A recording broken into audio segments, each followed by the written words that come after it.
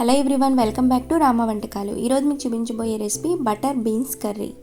శీతాకాలంలో సీజనల్గా దొరికేటువంటి బీన్స్తో ఎంతో రుచిగా మైల్డ్ స్పైసెస్తో ఎంతో టేస్టీగా ఉండే ఈ రెసిపీని ఎలా రెడీ చేసుకోవాలో ఈరోజు వీడియోలో చూద్దాం. అంతకంటే ముందు మా ఛానల్ని ఎవరైనా సబ్స్క్రైబ్ చేసుకునే వాళ్ళు ఉంటే తప్పకుండా సబ్స్క్రైబ్ చేసుకోండి. ముందుగా బీన్స్ని తీసుకొని కుక్కర్లో వేసి 3-4 విజిల్స్ వచ్చేంత వరకు ఉడికించి పక్కన పెట్టుకోండి. రెసిపీ ప్రాసెస్ని చూద్దాం. ముందుగా స్టవ్ మీద కడాయి పెట్టుకొని 1 టేబుల్ స్పూన్ ఆయిల్ వేసుకోవాలి. ఇందులోనే 1 మీడియం సైజ్ ఉల్లిపాయను తీసుకొని పెద్ద ముక్కలుగా కట్ చేసి వేసుకోవాలి. అలాగే 2 టమాటోల వరకు తీసుకొని పెద్ద ముక్కలుగా కట్ చేసి వేసుకోండి.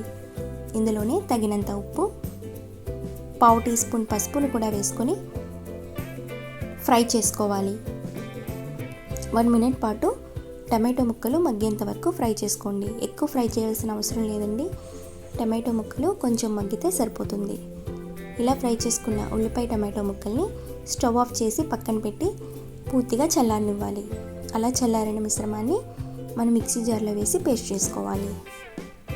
మిక్సీ జార్ తీసుకొని ముందుగా నానబెట్టిన 10 లేదా 12 జీడిపప్పు పలుకులు, 1 టేబుల్ స్పూన్ గసగసాలని మిక్సీ జార్లో వేసుకోండి.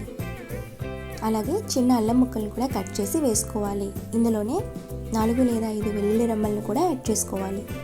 అలాగే కొద్దిగా పచ్చి కొబ్బరిని కూడా యాడ్ చేసుకోండి. వెండి కొబ్బరి అయినా సరే పర్వాలేదు. ముందుగా వేయించుకున్న ఉల్లిపాయ ముక్కలు, టమాటో ముక్కల్ని కూడా యాడ్ చేసుకోవాలి. అలాగే కొంచెం కొత్తిమీర కూడా వేసి మెత్తగా పేస్ట్ చేసుకొని పక్కన పెట్టుకోండి.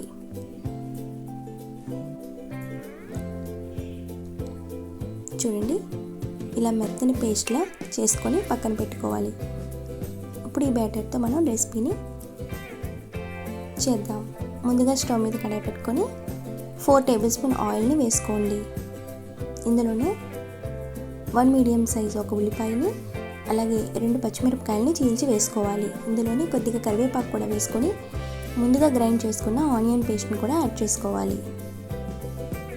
2 నిమిషాల పాటు లో ఫ్లేమ్లో కలుపుతూ ఆనియన్ పేస్ట్ని బాగా వేయించుకోవాలి.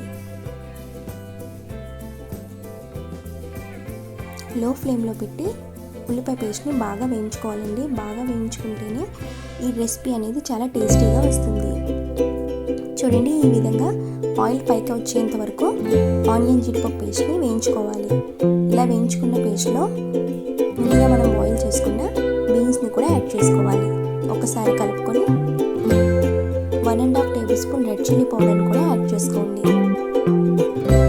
టేస్ట్కి తగ్గట్టుగా మనం కారం యాడ్ చేసుకోవచ్చు. ఆల్రెడీ సాల్ట్ యాడ్ చేస్తాం కాబట్టి సాల్ట్ చూసుకొని అడ్జస్ట్ చేసుకోండి.